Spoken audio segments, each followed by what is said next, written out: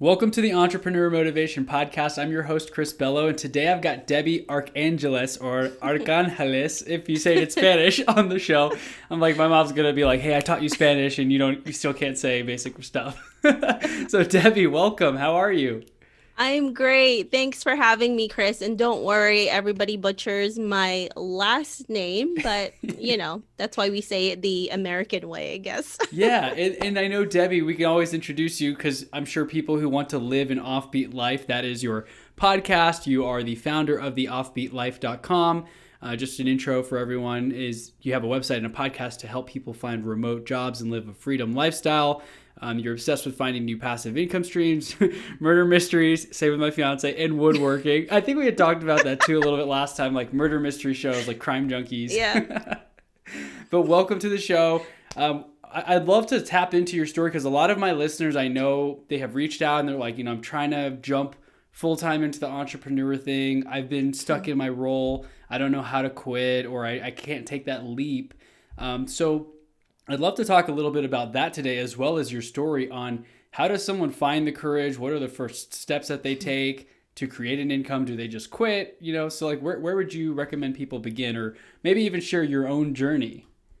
Yeah, absolutely. So there's a lot of different ways to do this, right? And there's no right way. There's a lot of brave people that just up and left, and then they're like, screw this. I'm just going to do what I need to do. I don't have any kids. I don't have any partner. Yep. And I'm just going to live my life. If I'm broke, at least I can go back to my job. Right.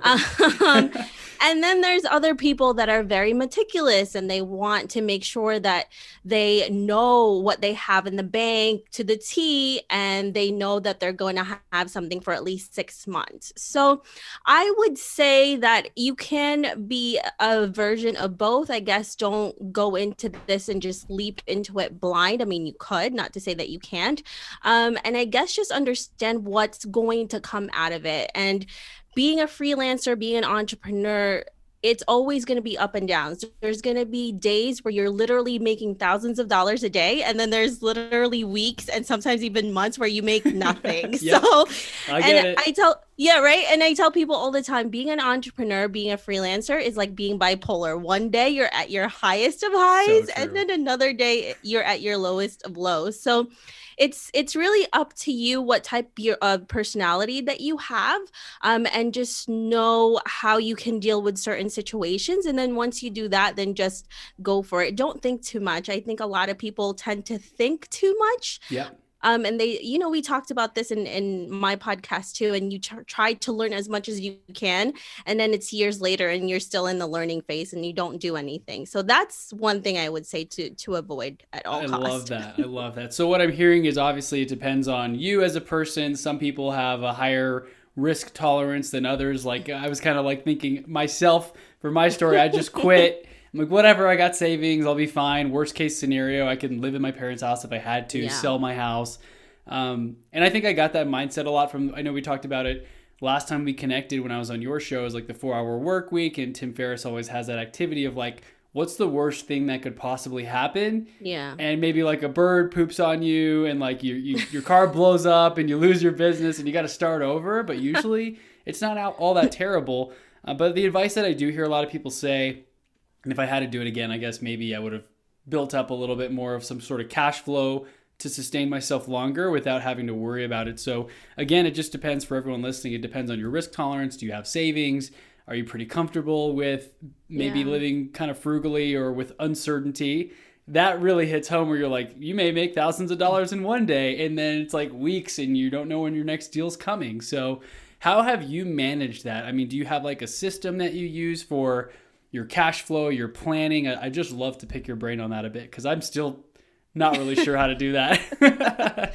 Yeah, absolutely. So for me, I actually make sure that, well, in the beginning, I did not leave my job until I made enough income, right? And I never wanted to kind of cross-pollinate with my business and my personal banking, in Right. terms of like, I would never spend my own personal money on my business. It has to make its own money. And if I have to keep putting my own savings into it, then I need to rethink about what I'm doing. Right.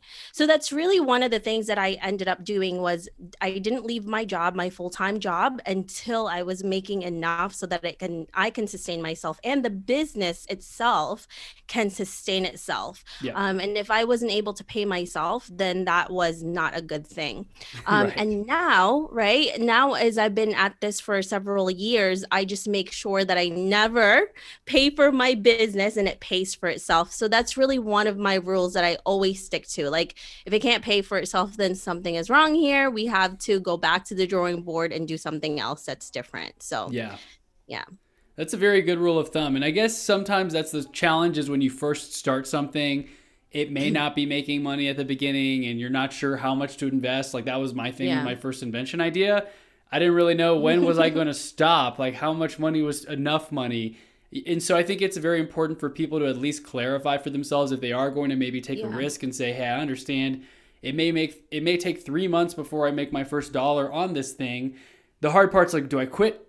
Do I quit after 2 weeks? Do I stay for 6 months? Do I go 10 years? And if I don't make any money, then I quit. So I think it's important to at least maybe talk to a few people and have that timeline in your mind, right? So that way you're not just like, oh, I don't know, let me just put in another $2,000 and borrow $5,000 from my mom. It just never ends. So the rule that you had about making sure your business can support itself, that's a very good rule of thumb, because if you're making money and you're paying yourself as well, awesome. And of course, it may take a little bit of time. So thank you for sharing that.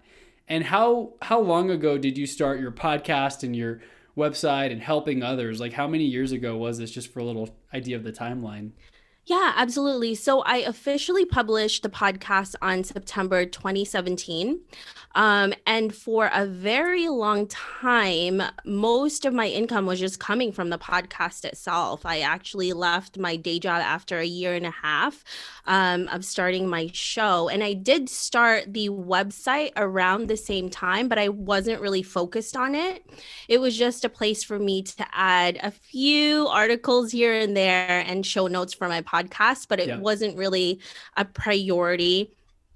And then a year and a half after I started the show, I was able to leave because I was creating consistent income from the podcast for that year and a half. So that's really where I did the cutoff. I'm like, I'm making the same, actually a little bit more than my day job now, and it's pretty consistent, and now it can pay for itself and it can pay me. So that's when I felt really comfortable leaving. And then for the website, we actually just started getting serious with it mid of this year, if you can believe it or not. And I had told you this, Chris, that I only started getting serious with the website once I was able to become passive with my podcast, because I'm not the type of person that's just like, I got to do a ton of things. Because when I did that, it was a huge failure for me. And I learned that about myself. I have to really bog down and focus on one huge project at a time, because, podcasting is not just one thing that you have to do. It's like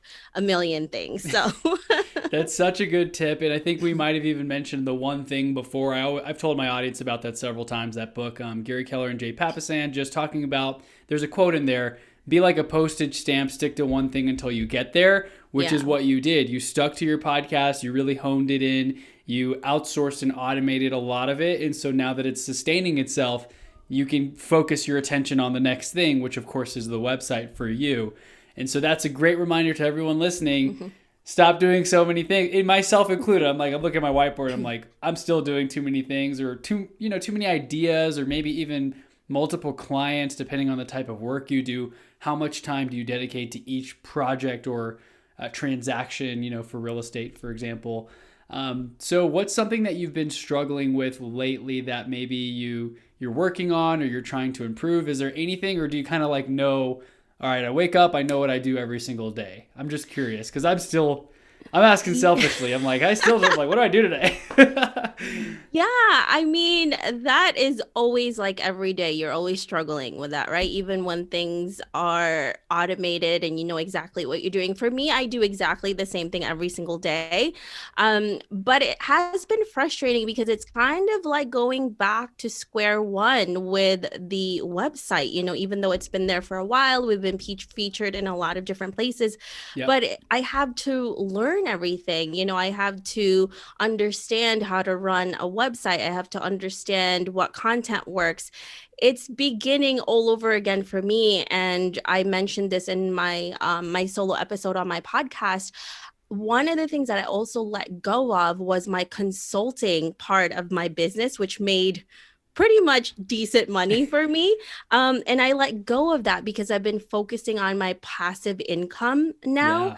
Love it. Um, and that took a lot on, you know, what I'm earning. So now it's like back to square one. Why did I let go of that? That was earning me a lot of money. Now I'm really like, I feel like such a newbie now. So it's kind of like every day I'm learning new things, really asking if my decisions are right. And then I look at what I see myself doing in the future.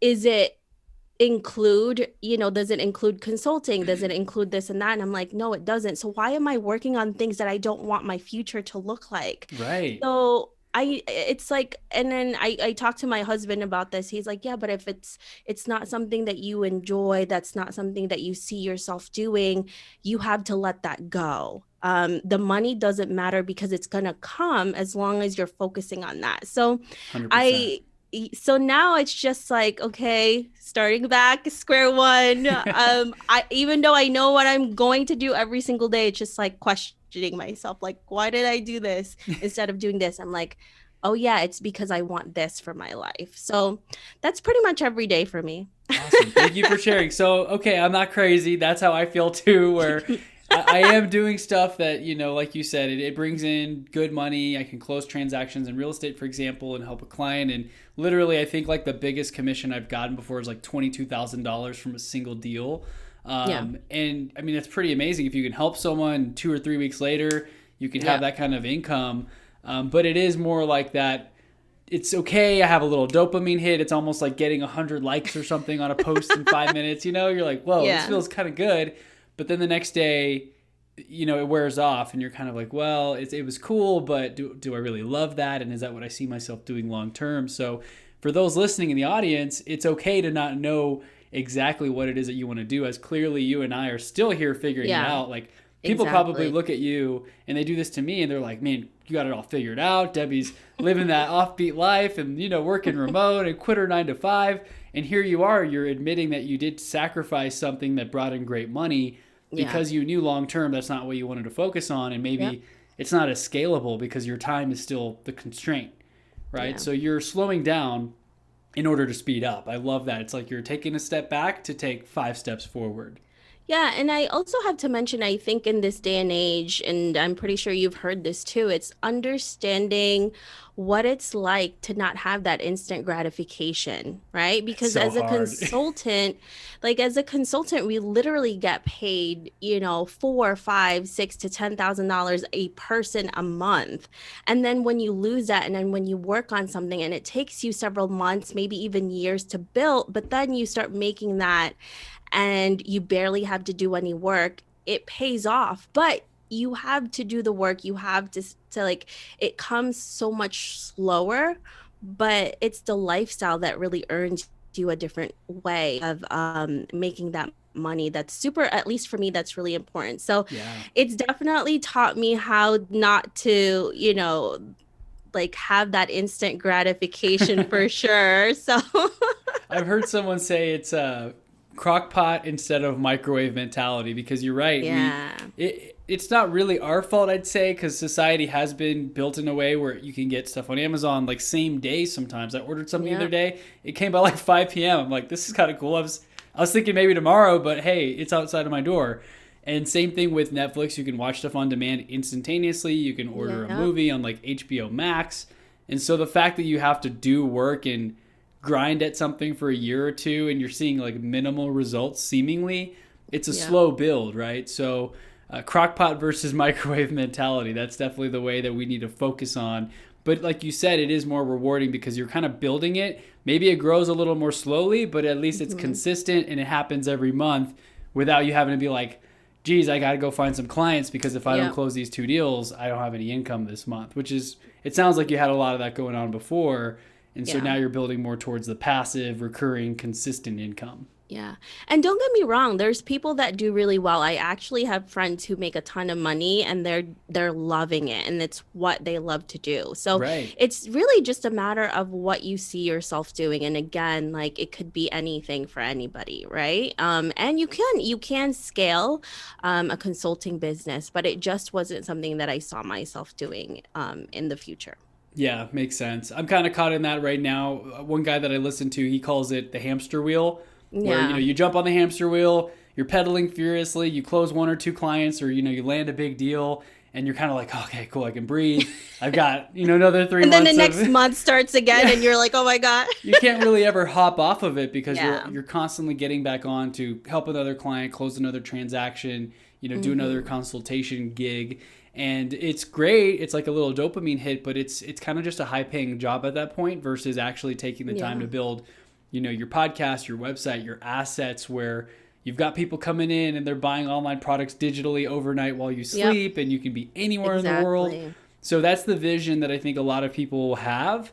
But it's like you said, if they enjoy it, great. But I mean, I think about real estate because I'm in that and I see people who are like 70 years old going to like show houses all weekend. I'm like, I don't want to be doing that when I'm 85 years old. I want to be relaxing, hanging out with the family, like smoking a cigar. I don't really smoke cigars, but I'm just like picturing what I would do as like a rich old person. Well, that's the thing, Chris. It's like you have to really picture what you want in the future. And if what you're doing right now doesn't fit into that narrative, then you have to let go of it. And sometimes it's so tough. And I feel like I'm so lucky to be able to do that not everyone can do it, right? But if you have the ability to let go of something that doesn't really fit into what you want in the future, then go for it. I know it's really scary because I was definitely there and I'm still there now. But honestly, to tell you the truth, every day, everything that I work towards, it makes me really happy. It's making me happier than when I made a ton more before. So I was like, okay, so that's how I know this is the right path. It's just like nothing is bad. Like I just love everything that I'm doing. So that's awesome. Tells me that it's the right thing to do. Right. And then I get it for those listening right now. And I had the same thing. I'm like, yeah, it's easy for you to say, or wouldn't that be great if I could just play Candy Crush all day and be a millionaire, I wish I could do that too. That would be awesome. Right. So, but it's like what I want everyone to hear in the audience is that you did the work. You're still constantly working hard, but obviously now you love what you do and you figured out how to make money doing it. But it was a slow process. You didn't just quit your job and then figure it out. You were already making money through your podcast and website before you actually took the leap and quit your job. So I love everything we're talking about. And I wrote this down, focus on the right things now, because if you're not doing the right stuff now, it's not going to magically change 5 years from now. Same thing with like delaying working out or getting in shape. People are like, yeah, I'm going to grind right now for the next 5 years and then I'm going to get in shape. It's like, no, you got to make time now, because if you're not doing the right things now, you're going to just develop the wrong habits and you're never going to find the time to create that in your schedule 5 or 10 years from now. It's not going to change. Yeah. Absolutely. And also, I do have to say that I failed like a ton of other businesses before I succeeded in this one. So it's definitely not been like. Thank you for that. Yeah, the honesty is great. I just posted on Instagram the other day too. Like I've been feeling like I'm in a funk and I'm like, man, I'm a failure. And I had a great year already, but still, like, it's so funny how, like you said, you can have the highest highs and then the next day you're having the lowest lows because comparison and other people are doing it faster, and then this person just started and they're already doing better than you and you've been doing it for a few years. So I think staying in your lane and just comparing you versus you is important too, because I've heard that quote, comparison is a thief of joy. Do you ever have that feeling? I'm sure I think everyone does, but I'd love to hear, how do you manage that and how do you just stay in your own lane, focus on your goals? I absolutely do, because like I'm in a group of women. Like I have really good friends in the industry who are just complete badasses. And also on top of that, I interview people on my podcast that are like Killing beyond it. incredible. So yeah, so what I do is I love that quote that you said. And one of the things that I always tell myself is, and I actually do for myself, and believe me, I do comparisons as well. But what I really try to do is just compare myself to what I was before, like a year ago, Yes.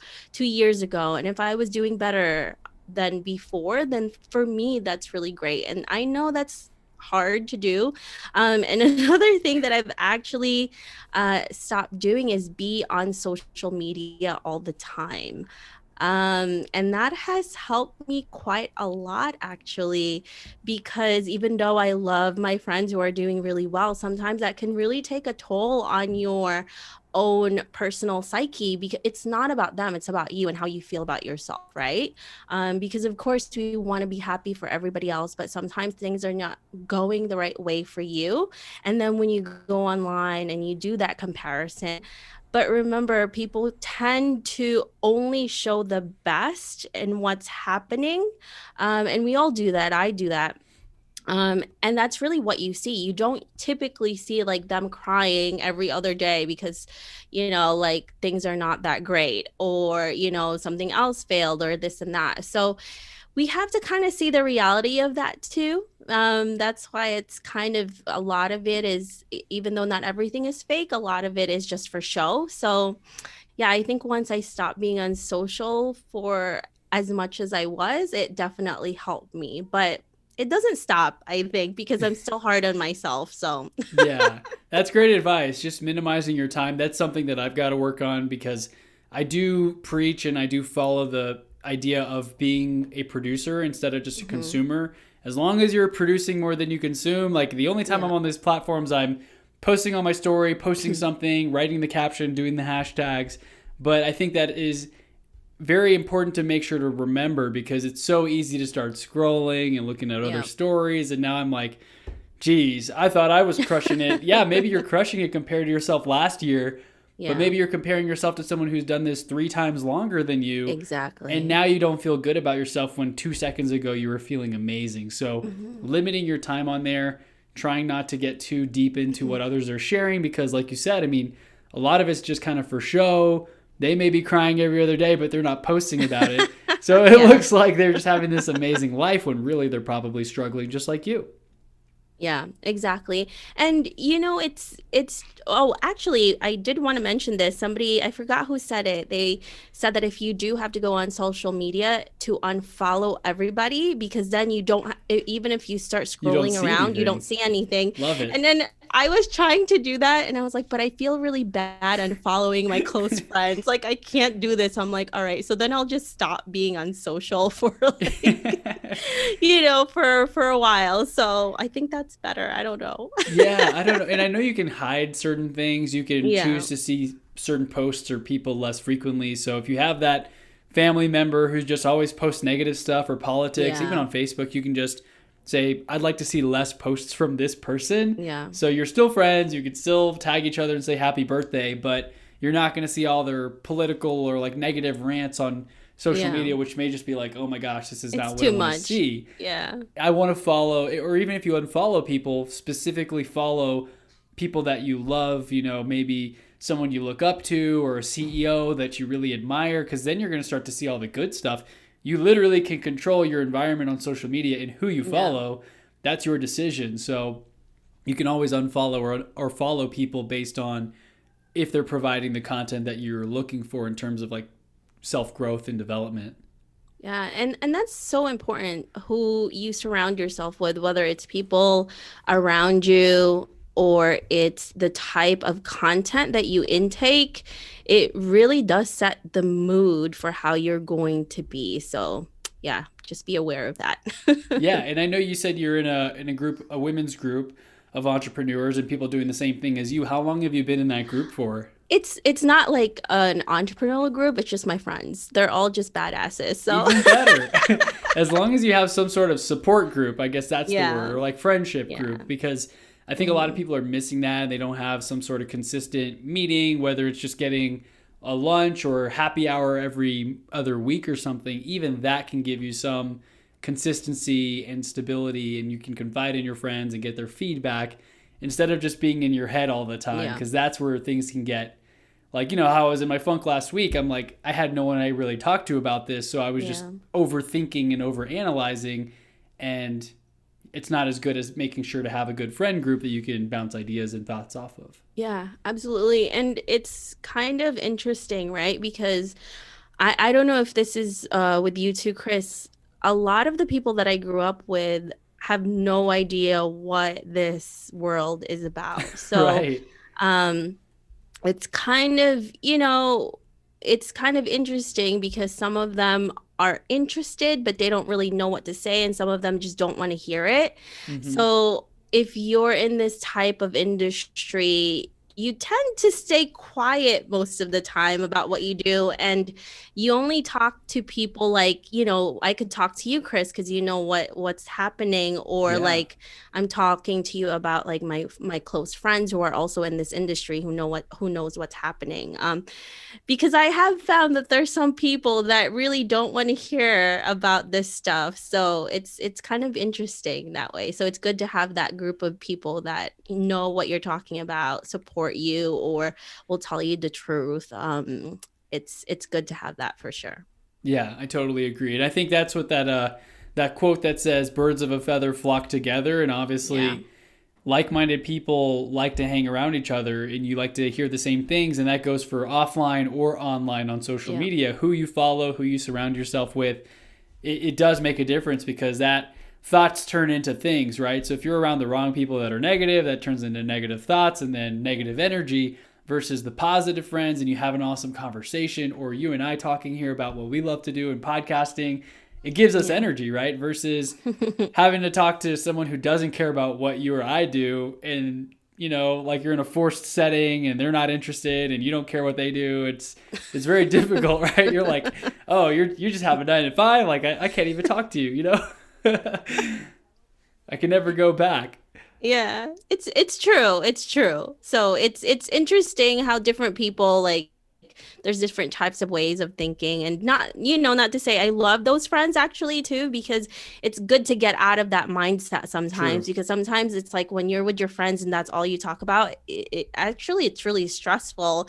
And then you start talking to your friends that are not in the industry, they have no idea what's happening, and you just talk about mundane things, which I really love now. I'm like, I It's a love good talking about break. that stuff. Yeah, that is such a great break. Instead of just doing podcasts all the time where you're telling your story over and over and over again, having that friendship conversation where it's just about some video game or playing. We have Yeah. a Nintendo Switch. We've been playing like Mario Party and just like kind of vegging out in a way, Yeah. like not Just thinking be about normal. stuff. Yeah. It's so funny because once you quit the job, like you said, I know you kind of refer to people, your friends who have 9 to 5s and stuff, like they have no idea what's going on in terms of our world.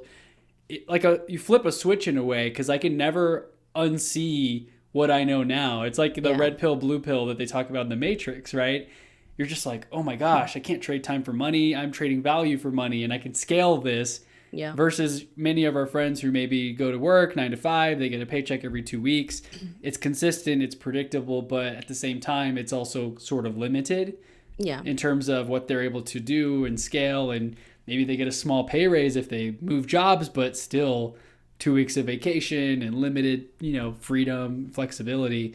And I think we talked last time and you're like, hey, I'm trying to, get my husband to go fully remote too. Are you still working on that? Or is there anything you Well, want to share on that? yeah, actually, he's the one that's been trying to get into that, and he's actually learning how to code. So I'm super proud Cool. of him because he's really, really into it, because now he has a full-time job, and every time he comes home, and he comes home late, like 7:30 at night, he'll Dang. sit down and he'll code for like a few hours. So, That's and great. yeah, and I'm so proud of him because I'm like, that's exactly what I used to do. I used to work a full-time 9 to 5. Like you're exhausted already, and then you come home and you still do it because you know it's something that you want to do. So anytime anybody does that, I mean, of course, he's my husband. I'm super proud of him, but you just see people like just grind just to get what they want, to get that dream that they have. So This is just a reminder for anybody. It's not easy. Anything that you want, like if it wasn't hard, then they say, everybody would do it, but it also Yeah, does not have the same effect. Like when you so work true. hard on something for so long, and then when you finally get something back from it, it's one of the best feelings in the world. Like I would not trade it for anything, even if it's just, a little thing. It's just one of the best feelings. Yeah, it really is. You value things that you have to work hard for, and I think that's the same. If someone were to hand you $10,000, like cool, it wouldn't mean as much as the ten Yeah. thousand dollars that you actually earned, or even the first Yep. dollar you ever made online. I'm sure that is kind of Oh hung yeah. up on your mental mind. People frame their dollar. I'm just thinking an online dollar. That was the thing that changed everything in your mind and it made you believe that it's possible and see the potential, and maybe you made it while you were sleeping and you saw a sale go through. Like that is so cool. So I just love talking about this stuff because it is a lot of this is mindset, and it's so important to make sure you have the proper mindset, surround yourself with the right people in order to think abundantly, in order to take action and follow your dreams. Because like what your husband's doing too, he's excited to work on that. I'm sure it does not feel like work for him. Maybe he gets a little frustrated when he's like, "Gosh, I can't figure this part of the code out."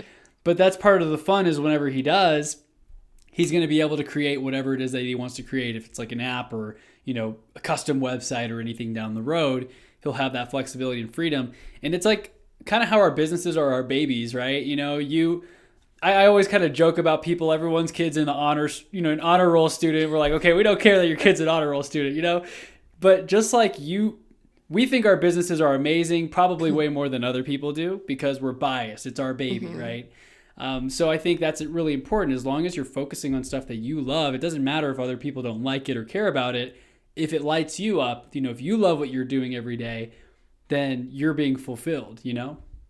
Yeah, absolutely. And again, everybody has their own things. And it's so funny, right? Because for a really long time, and I mentioned this, I was doing a lot of different businesses and they just didn't work because I was doing them for the wrong reasons.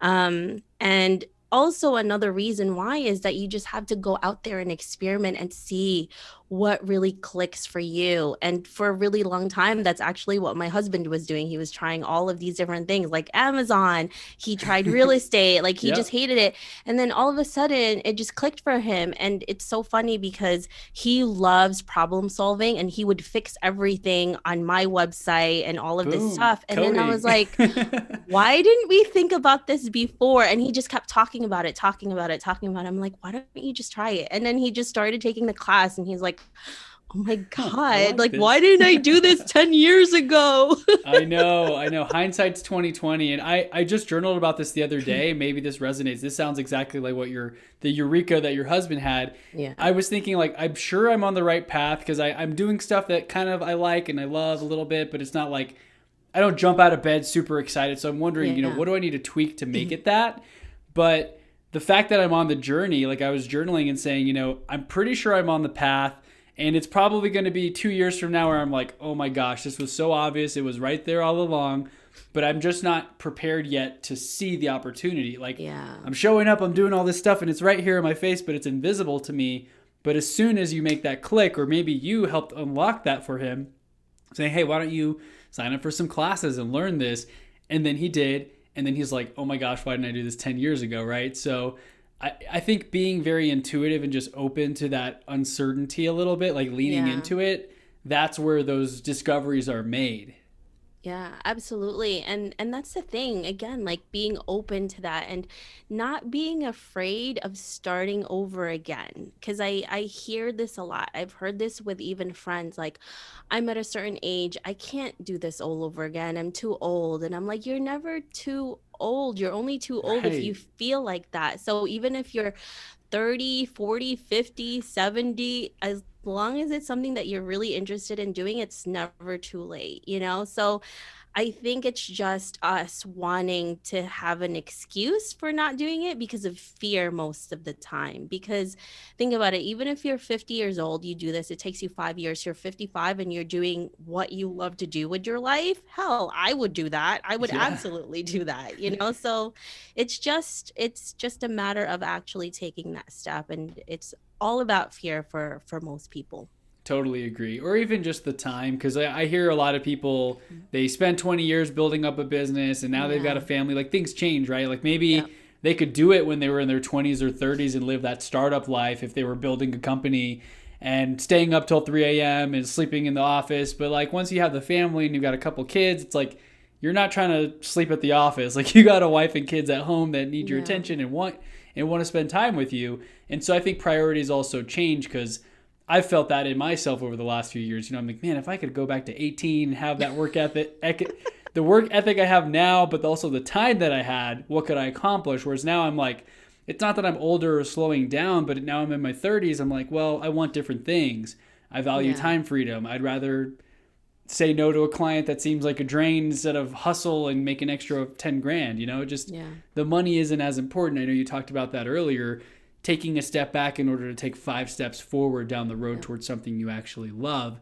I think that's what's most important. And you can only do that if you have built up some sort of income or base. You can't just be like, oh, well, I'm going to do what I love, but I don't have any money. Like, it costs money to live. So it's an interesting topic, because obviously money is important. You got to pay your bills. You got to put food on the table. But not all money. After a certain point, it doesn't matter as much. Yeah. Absolutely. And going back to what you're saying about just not doing what you love, and I did do that and it didn't work because I didn't know how to make money from what I loved. So you can't do something that you don't love just for money, and you also can't just do something that you love without thinking about how you can create income from it, because one without the other doesn't work, right? Right. Now, if it's just a hobby, you can do whatever you want. You could, play on Xbox or whatever and not make any money from it, but there's a difference there. So if you want to make it into a business, it has to be a little bit of both. So I totally agree. It has to go hand in hand, or otherwise it's not going to work. And my husband and I were actually talking about this. I said, right now it's really hard, right? Because you don't know what you're doing. And I said, this is why passion really comes into play, because in the beginning, you're not seeing the money. You're not seeing the fruits of your labor. And the only thing that's really getting you through is that love and that passion for it. And that's why a lot of people tend to actually leave what they're doing, whether it's sooner rather than later, because there is no passion for that. So if you have passion, it's going to keep you through. But if you don't have money, even though you have passion, you have to leave it. Yes. So that's why you need to have both. Totally agree. And then also if you do something, you kind of talked about a couple different variables there, but we've both done stuff that maybe we're not super passionate about for the money, obviously trading time for the paycheck, having the 9-to-5 job, while building up the dreams and the visions. And so there has to sometimes be some give and take, or maybe you do that thing you're passionate about and now you're running low on money and you got to go back and get a job. I know Gary Vee's always like, it's never too late to go back and get a job if you have to, or even to restart, So that's important to realize as well. But we've talked about so many amazing things. And I know in your bio, I was seeing, you help people find remote jobs and live a freedom lifestyle. I'm just curious, are you kind of doing do you do some like headhunting in a way, or you're specifically finding remote jobs for your clients and people who reach out? I'd love to hear a little bit more about like the logistics of that. Yeah, absolutely. So what my team and I actually do is we write like articles every single day to help people find jobs, and also websites that's going to help them find that work. And then we also have an emails, newsletters that actually send out jobs to our listeners, our readers. So we do that twice a week. And then we have the resources on our website and all of that stuff there. Cool. So just being a resource for others that come into your network, they hear you on my podcast, they get onto your email list, and now, a month later, they're working that dream remote job that lets them escape the office. That sounds amazing. Yeah, it's funny because I've had listeners actually reach out and then they became guests on my show. They were like, oh my God, I found your podcast and now I have a remote job. I'm like, great, come into the show. Come on the show, yeah. That's the best way to do it, because you can actually interview what were their thought processes, because they may be more in it than us. I think the thing that I hear a lot of people say is even if you're finding a mentor, find someone who's just a couple steps ahead of you. Yeah. Because if you go with someone who's done this 30 years, or maybe they're at such a high level, that they don't even remember these basic questions that you have at the Yeah. beginning, right? So I think that's what's important is maybe don't jump too high and hire someone who's way beyond you, because they're not even on the same like stratosphere or whatever. They just won't understand. They almost know, or they don't know what they know. They're that competent that they don't even realize how much they know. Whereas we don't even know what we don't know. You know, Yeah. like those things that you don't even know is a thing. It's true. They know it naturally. And they seem out of reach, you know, Yeah. like you know, like using my husband as an example as a coder, you know, you can't look at somebody like, I don't know, Steve Wozniak or something and being like, hey, I'm going to be in his level. I'm like, you just started a month ago. Okay. Right. Like slow I mean, down. yes, you can get to that level, but let's not compare there yet. Yeah. That can be the hardest thing too. Cause you're like, well, Steve Wozniak did it, or, Steve Jobs did it, or whoever did it. I can do it too. But yeah, look at their whole career. You can't compare your chapter 1 to someone's like chapter their 40 30 years. Yeah. Like, hey, I see it happens all the time, because it's so easy to be like, gosh, well, they're doing that much better than me. Yeah, they've been doing it 30 years longer than you, you know? Those are like the worst humbling. people to compare yourself to too. Yeah. They're like the innovators when they first started, and you're like, I just started a month ago. Right. It's like they were doing this when I was born. Okay, that puts it in perspective. Like for 2 years, I was crawling, and I don't even know how to speak English at the time, right? So now, if I look in terms of compounding the last few years, maybe, and I heard a stat saying like the next 5 years, somebody said something like this, and I guess, I don't know, the numbers probably change every decade or so because technology moves so quickly. But in the next 5 years, we'll outpace like what the previous 70 years of technology had. Yeah. Something like that, right? So same thing with our lives. In my last 5 years, I've done a heck of a lot more than I did in my first 25 years because I just wasn't thinking. We weren't on the path. So I think it's important to just make sure what you said earlier for those listening. Remember, compare you versus last year versus last quarter. That will track your true success and your true progression, instead of like comparing to someone who's done this as long as we've been alive. It's not fair. Exactly. And also for those of you who are thinking, well, it takes a long time, just think about how this year went by so fast. So just think about how days go by so fast. So it's not that long, actually. It's very fleeting. So if you just do a little thing every day, it all adds up. That blows my mind, because I guess when you're in the day-to-day, it seems like things go slow sometimes. But then you look back and you're like, oh my gosh, I thought high school just felt like it was yesterday. Or I remember that middle school dance, and like, whoa, now I'm, like personally, you're married and I'm engaged. Like, whoa, I grew up, kind of still trying to figure it out. It's kind of crazy. It flies so fast. That's why I'm like, just do it. It's going to fly by. It's going to go by so fast. You don't even know.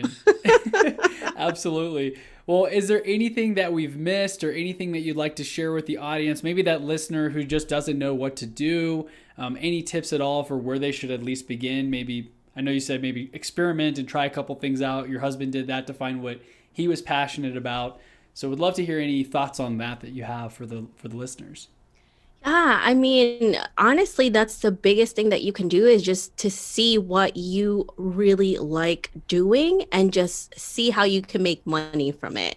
And I want you to go out there, fail as much as you can, get up and do it all over again. Just keep getting back up whenever you fail, because really that's where all the learning happens. And I know this is very cliche, but that's really the truth. You have to go out there, see what you're capable of in order for you to figure out what is meant for you.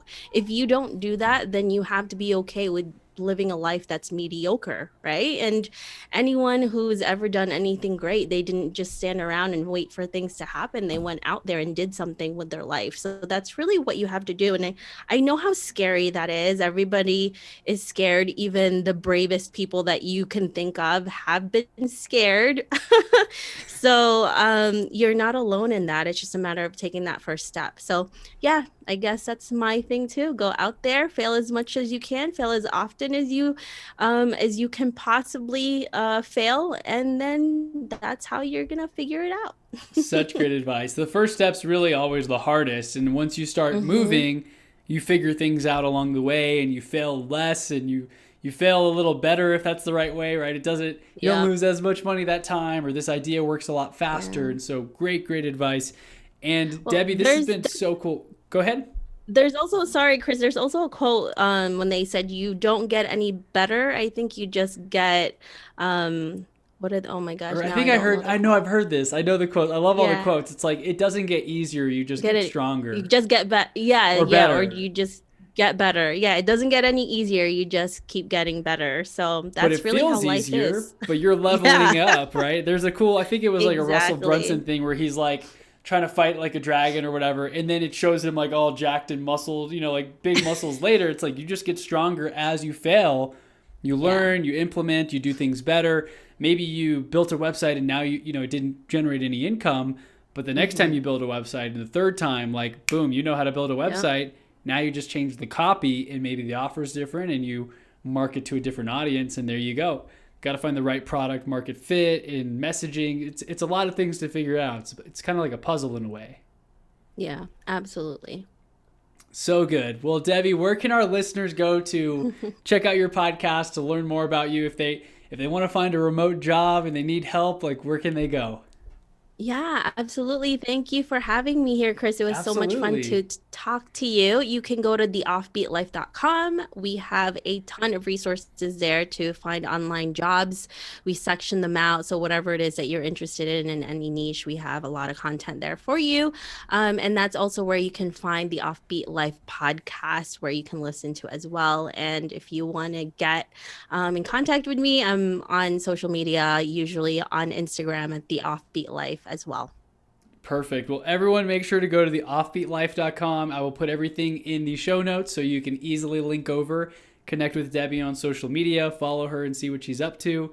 And also follow the journey. I'm sure you'll share, your husband's coding and where that goes I and know. projects. Like super excited because honestly, the options and possibilities are limitless. That's what makes me most excited is like you can learn a new skill, you can do new things. So Debbie, thank you once again. I really enjoyed connecting with you again and I look forward to keeping in touch. Thanks so much, Chris. It was a pleasure.